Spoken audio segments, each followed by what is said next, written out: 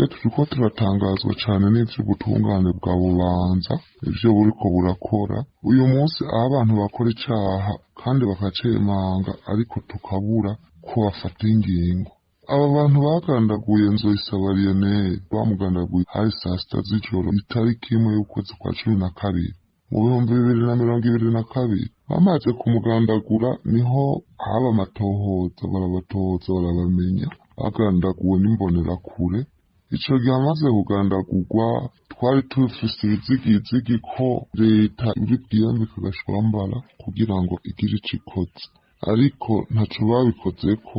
Baraduhumye amaso, harafatwa umwe yitwa Roger. Amaze gufatwa uwo yarajanwe mu mpimba nkuru ya Bubanza. Twari tuzi rero ko ubutungane buziyambika agashwambara n'abasigaye bagafatwa, ariko kuva ico gihe nta n'umwe yigeze akugwako bitwaje ko aribo bari mu ntwaro.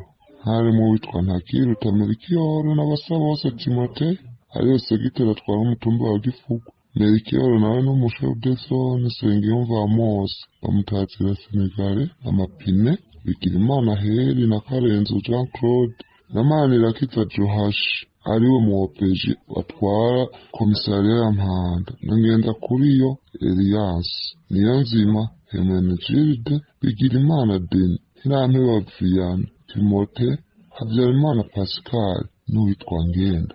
Abo bose bavugwa mu bwicanyi nibo bishe umuhisi Nzoyisaba Lionel. Ariko tumaze kubishira hejuru, bigashirwa hejuru, abenegihugu tukaguma dutakamba nyabona aba bantu nibafatwe bashengetswe. Ntivyashitswe mu ngiro, ahubwo umupfakazi Lisette Tuyishime yakomeje atotezwa, aho ubutungane bwa Bubanza twari tuzi ko n'aba basigaye bazofatwa bagashirwa imbere y'intahe.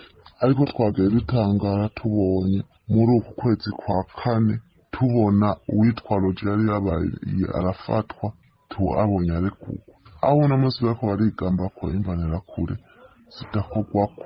Twasaba leta y'u Burundi, twasaba ubutungane vy'ukuri bwikubita agashi bufate uyu muntu yiyemerera icaha, ashirwe imbere y'ubutungane, ahanwe hisunzwe amategeko. Ko uyu muntu Roger yariyemerera ko ariwe yamugandaguye ari kumwe n'abandi,